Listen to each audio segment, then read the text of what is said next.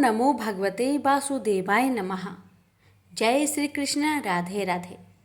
आज आप सभी श्रवण करेंगे वैशाख स्नान से 5 प्रेतों की उद्धार की कथा तथा पाप प्रशमन नामक स्रोत का वर्णन। अम्बरीश ने कहा, मुनि, जिसके चिंतन मात्र से पाप राशि का लय हो जाता है, उस पाप प्रशमन नामक स्रोतों को मैं भी सुनना चाहता हूँ। आज मैं धन्य हूँ, अनुगृहित हूँ। आपने मुझे उस शुभ विधि का श्रवण कराया जिसके सुनने मात्र से पापों का क्षय हो जाता है। वैशाख मास में जो भगवान केशव के कल्याणमयी नामों का कीर्तन किया जाता है, उसी को मैं संसार में सबसे बड़ा पुण्य, पवित्र, मनोरम तथा एकमात्र सुकृति से सुलभ होने वाला शुभ कर्म मानता हूँ। अहो, जो लोग माधव मास में भगवान मधुसूदन के नामों का स्मरण करते हैं, वे धन्य हैं। अतः यदि आप उचित समझे तो मुझे पुनः माधव मास की पवित्र कथा सुनाइए। सूत जी कहते हैं, राजाओं में श्रेष्ठ हरिभक्त अम्बरीश का वचन सुनकर नारद मुनि को बड़ी प्रसन्नता हुई। यद्यपि वे वैशाख स्नान के लिए जाने को उत्कंठित थे, तथापि सत्संग में आनंद आने के कारण रुक गए और राजा से बोले। नारद जी ने कहा, महिपाल, मुझे ऐसा जानना पड़ता है कि यदि 2 व्यक्तियों में परस्पर भगवत कथा संबंधी सरल वार्तालाप छिड़ जाए तो वह अत्यंत विशुद्ध है, अंतःकरण को शुद्ध करने वाला होता है। आज तुम्हारे साथ जो माधव मास के महात्म्य की चर्चा चल रही है, यह वैशाख स्नान की अपेक्षा अधिक पुण्य प्रदान करने वाली है, क्योंकि माधव मास के देवता भगवान श्री विष्णु है। अतः उसका कीर्तन भगवान का ही कीर्तन है, जिसका जीवन धर्म के लिए और धर्म भगवान की प्रसन्नता के लिए है, तथा जो रातों दिन पुण्योपार्जन में ही लगा रहता है, उसी को इस पृथ्वी पर मैं वैष्णव मानता हूँ। राजन, अब मैं वैशाख स्नान से होने वाले पुण्य फल का संक्षेप से वर्णन करता हूँ।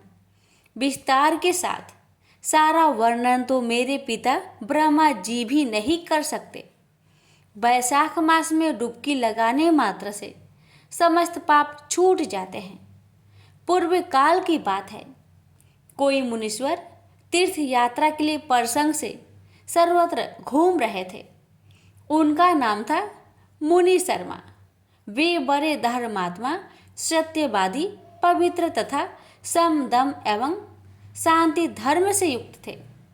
वे प्रतिदिन पितरों का तर्पण और श्राद्ध करते थे। उन्हें वेदों और स्मृतियों के विधानों का सम्यक ज्ञान था। वे मधुर वाणी बोलते और भगवान का पूजन करते रहते थे। वैष्णवों को संसर्ग में ही उनका समय व्यतीत होता था। वे तीनों कालों के ज्ञाता, मुनि, दयालु, अत्यंत तेजस्वी, तत्वज्ञानी और ब्राह्मण भक्त थे। वैशाख का महीना था। मुनि शर्मा स्नान के लिए नर्मदा के किनारे जा रहे थे। उसी समय उन्होंने अपने सामने 5 पुरुषों को देखा जो भारी दुर्गति में फंसे हुए थे। वे अभी अभी एक दूसरे से मिल रहे थे। उनके शरीर का रंग काला था। वे एक बरगद की छाया में बैठे थे और पापों के कारण उद्विग्न होकर चारों ओर दृष्टिपात कर रहे थे। उन्हें देखकर द्विजवर मुनि शर्मा बड़े विस्मय में पड़े और सोचने लगे कि इस भयानक वन में ये कहाँ से आए। इनकी चेष्टा बड़ी दयनीय है, किंतु इनका आकार बड़ा भयंकर दिखाई देता है। ये पाप भागी चोर तो नहीं है। वृषभर मुनि शर्मा की बुद्धि बड़ी स्थिर थी। वे जैसे ही इस प्रकार विचार करने लगे, उसी समय उपयुक्त पांचों पुरुष उनके पास आए और हाथ जोड़कर मुनि शर्मा से बोले, हे ब्रीपवर, हमें आप कल्याणमय पुरुष उत्तम जान पड़ते हैं। हम दुखी जीव हैं, अपना दुख विचार कर आपको बताना चाहते हैं। द्विजराज, आप कृपा करके हमारी कष्ट कथा सुने। देववश जिनके पाप प्रकट हो गए हैं, उन दीन दुखी प्राणियों के आधार आप जैसे संत महात्मा ही है। साधु पुरुष अपनी दृष्टि मात्र से ही प्रीतों की पीड़ाएं हर लेते हैं। अब उनमें से एक ने सबका परिचय देना आरंभ किया। मैं पंचाल देश का क्षत्रिय हूँ। मेरा नाम नरवाहन है। मैंने मार्ग में मोहबस ब्राह्मण द्वारा एक ब्राह्मण की हत्या कर डाली। मुझसे ब्रह्म हत्या का पाप हो गया है, इसलिए शिखा सूत्र और तिल कसे रहित होकर इस पृथ्वी पर घूमता हूँ और सबसे कहता फिरता हूँ कि मैं ब्रह्म हत्यारा हूँ। मुझ महापापी बाघ घाती को आप कृपा की भिक्षा दे। इस दशा में परे परे मुझे 1 वर्ष बीत गया। मैं पाप से जल रहा हूँ। मेरा चित्त शोक से व्याकुल है तथा ये जो सामने दिखाई देते हैं, इनका नाम चंद्र शर्मा है। ये जाति के ब्राह्मण हैं। इन्होंने मोह से मलिन होकर गुरु का वध किया है। मगध देश के निवासी हैं। इनके स्वजनों ने इनका परित्याग कर दिया है। ये भी घूमते घामते देववात यहाँ आ पहुँचे हैं। इनके भी न शिखा है न सूत्र है। ब्राह्मण का कोई भी चिन्ह इनके शरीर में नहीं रह गया है। इनके सिवा जो ये तीसरे व्यक्ति हैं, इनका नाम देव शर्मा है। स्वामीन, ये भी बड़े कष्ट में हैं। ये भी जाति के ब्राह्मण हैं, किंतु मोहबस वैश्या की आसक्ति में फंसकर शराबी हो गए थे। इन्होंने भी पूछने पर अपना सारा हाल सच सच कह सुनाया। आपने प्रथम पापाचार को याद करके इनके हृदय में बड़ा संताप होता है। ये सदा मन अस्ताप से पीड़ित रहते हैं। इनको इनकी स्त्री ने, बंधु बांधवों ने तथा गांवों के सब लोगों ने वहां से निकाल दिया है। ये अपने उसी पापों के साथ भ्रमण करते हुए यहाँ आए हैं। ये चौथे महाशय जाति के वैश्य हैं। इनका नाम विदुर है। ये गुरु पत्नी के साथ समागम करने वाले हैं।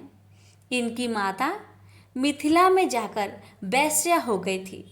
इन्होंने मोहबस 3 महीनों तक उसी का उपभोग किया, परंतु जब असली बात का पता लगा तो बहुत दुखी होकर पृथ्वी पर विचरते हुए ये भी यहाँ आ पहुँचे हैं।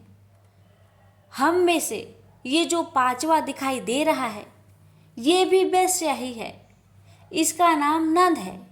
ये पापियों का संसर्ग करने वाले महापापी है। इन्होंने प्रतिदिन धन के लालच में पड़कर बहुत चोरी की है। तकों से आक्रांत हो जाने पर इन्हें सज्जनों ने त्याग दिया है। तब ये स्वयं भी खिन्न होकर देववात यहाँ आ पहुँचे हैं। इस प्रकार हम 5 महापापी एक स्थान पर जुट गए हैं।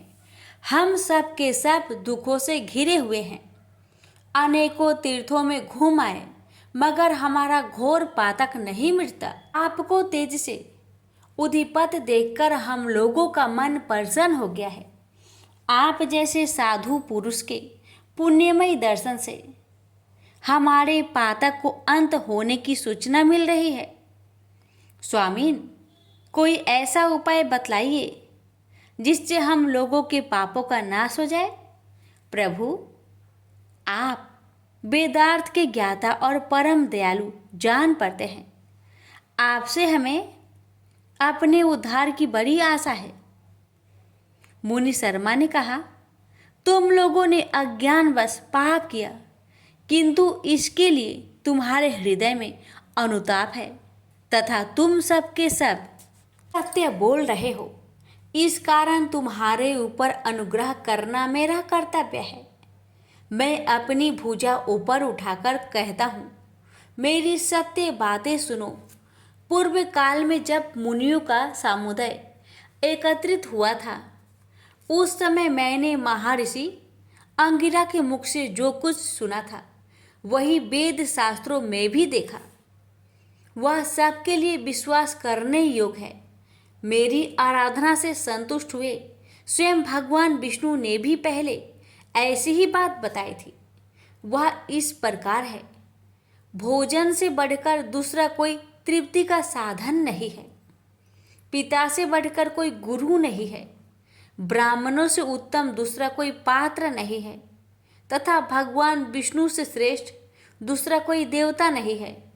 गंगा की समानता करने वाला कोई तीर्थ, गोदान की तुलना करने वाला कोई दान, गायत्री के समान जप, एकादशी के तुल्य व्रत, भार्य के सदृश मित्र, दया के समान धर्म तथा स्वतंत्रता के समान सुख नहीं है।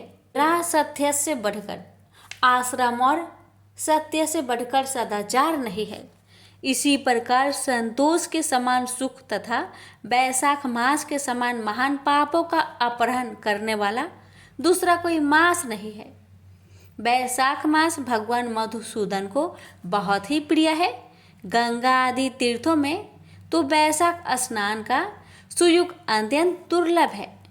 उस समय गंगा, यमुना तथा नर्मदा की प्राप्ति कठिन होती है।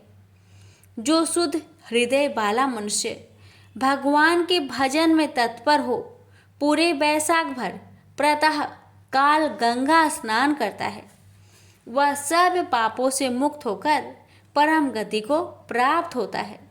इसलिए पुण्य के सारभूत इस वैशाख मास में तुम सभी पातक की मेरे साथ नर्मदा तट पर चलो और उसमें गोते लगाओ। नर्मदा के जल का मुनि लोग भी सेवन करते हैं।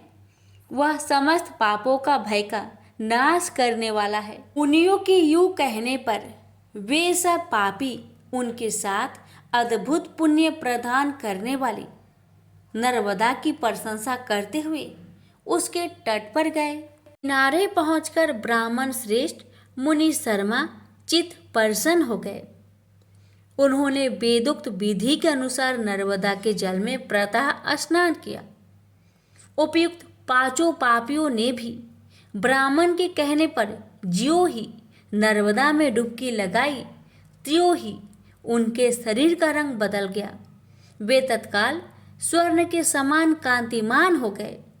फिर मुनि शर्मा ने सब लोगों के सामने उन पाप पर समन नामक स्रोत सुनाया। भोपाल, अब तुम पाप पर समन नामक स्रोत सुनो। इसका भक्ति पूर्वक श्रवण करके भी मनुष्य पाप राशि से मुक्त हो जाता है। इसके चिंतन मात्र से बहु तेरे पापी शुद्ध हो जाते हैं। इसकी सेवा और भी बहुत से मनुष्य इस स्रोत का सहारा लेकर अज्ञान जनित पापों से मुक्त हो गए हैं। जब मनुष्य का चित्त पराई स्त्री, पराये धन तथा जीव हिंसा आदि की ओर जाए तो इस प्रायश्चित रूपा स्तुति की शरण लेनी चाहिए। यह स्तुति इस प्रकार है। पूर्ण विश्व में व्यापक भगवान श्री विष्णु को सर्वदा नमस्कार है। विष्णु को बारंबार प्रणाम है। मैं अपने चित्त में विराजमान विष्णु को नमस्कार करता हूँ। अपने अहंकार में व्याप्त श्री हरि को मस्तक झुकाता हूँ। श्री विष्णु चित्त में विराजमान ईश्वर, मन और इंद्रियों के शासक, अव्यक्त, अनंत, अपराजित, सबके द्वारा सत्वन करने योग्य तथा आदि अंत से रहित है। ऐसे श्री हरि को मैं नित्य निरंतर प्रणाम करता हूँ। जो विष्णु मेरे चित्त में विराजमान है, जो विष्णु मेरी बुद्धि में स्थित है, जो विष्णु मेरे अहंकार में व्याप्त है तथा जो विष्णु सदा मेरे स्वरूप में स्थित है, वे ही कर्ता होकर सब कुछ करते हैं। उन विष्णु भगवान का चिंतन करने पर चराचर प्राणियों का सारा पाप नष्ट हो जाता है। जो ध्यान करने और स्वप्न में दिख जाने पर भी पापियों के पाप हर लेते हैं तथा चरणों में पड़े हुए शरणागत भक्त जिन्हें अत्यंत प्रिय है, उन वामन रूपधारी भगवान श्री विष्णु जी को नमस्कार करता हूँ, जो अनजन्मा, अक्षर और अविनाशी है तथा इस अवलंब शून्य संसार में हाथ का सहारा देने वाले हैं। स्रोतों द्वारा जिनकी स्तुति की जाती है, उन सनातन श्री विष्णु को मैं प्रणाम करता हूँ। हे सर्वेश्वर, हे ईश्वर, हे व्यापक परमात्मन, हे अधोच्च, हे इंद्रियों का शासन करने वाले अंतरमयी ऋषिकेश, आपको बारंबार नमस्कार है। हे नरसिंह, हे अनंत, हे गोविंद, हे भूत भावन, हे केशव, हे जनार्दन, मेरी दुर्वचन, दुष्कर्म और दुश्चिंतन को शीघ्र नष्ट कीजिए। हाँ बाहो, मेरी प्रार्थना सुनिए। अपने चित्त के बस में होकर मैंने जो कुछ बुरा चिंतन किया हो, उसको शांत कर दीजिए। ब्राह्मणों का हित साधन करने वाले देवता गोविंद, परमार्थ तत्पर रहने वाले जगन्नाथ, जगत को धारण करने वाले अच्युत, मेरे पापों का नाश कीजिए। मैंने पूर्वः, सायाहन, मध्याह्न तथा रात्रि के समय शरीर, मन और वाणी के द्वारा जानकर या अनजाने में जो कुछ पाप किया हो, वह सब ऋषिकेश, पुंडरीकाक्ष और माधव, इन तीनों नामों के उच्चारण से नष्ट हो जाए। ऋषिकेश, आपके नामोच्चारण से मेरे शरीर के पाप नष्ट हो जाए। पुंडरीकाक्ष, आपके स्मरण से मेरा मानस पाप नष्ट हो जाए। तथा माधव, आपके नाम कीर्तन से मेरे वाचिक पाप का नाश हो जाए। मैंने खाते पीते, खड़े होते, सोते, जागते तथा ठहरते समय मन, वाणी और शरीर से स्वार्थ या धन के लिए जो कुत्सित योनियों और नरकों की प्राप्ति करने वाला महान या थोड़ा पाप किया है, वह सब भगवान वासुदेव का नाम उच्चारण करने से नष्ट हो जाए। ये पर ब्रह्मा, परम धाम और परम पवित्र कहते हैं, वह तथ्य भगवान विष्णु ही है। इन श्री विष्णु का कीर्तन करने पर मेरे जो पाप हो वे नष्ट हो जाए। जो गंध और स्पर्श रहित है, यानी पुरुष जिसे पाकर पुनः इस संसार में नहीं लौटते, वह श्री विष्णु का ही परम पद है। वह सब मुझे पूर्ण रूप से प्राप्त हो जाए। यह पाप परशमन नामक स्रोत है। जो मनुष्य इसे पढ़ता और सुनता है, वह शरीर, मन और वाणी द्वारा किए गए पापों से मुक्त हो जाता है। इतना ही नहीं, वह पाप ग्रह आदि के भय से भी मुक्त होकर विष्णु के परम पद को प्राप्त होता है। यह स्रोत सब पापों का नाश तथा पाप राशि का प्रायश्चित है। इसलिए श्रेष्ठ मनुष्य को पूर्ण प्रयत्न करके इस स्रोत का पाठ करना चाहिए। इस स्रोत के श्रवण मात्र से पूर्ण जन्म तथा इस जन्म के किए हुए पाप भी तत्काल नष्ट हो जाते हैं। यह स्रोत पाप रूपी वृक्ष के लिए कुठार और पापमयी ईंधन के लिए दवानल है। पाप राशि रूपी अंधकार समूह का नाश करने के लिए यह स्रोत सूर्य के समान है। मैंने संपूर्ण जगत पर अनुग्रह करने के लिए इसे तुम्हारे सामने प्रकाशित किया है। इसके पुण्यमय महात्म्य का वर्णन करने में स्वयं श्री हरि भी समर्थ नहीं है। प्रेम से बोलिए लक्ष्मी नारायण की जय।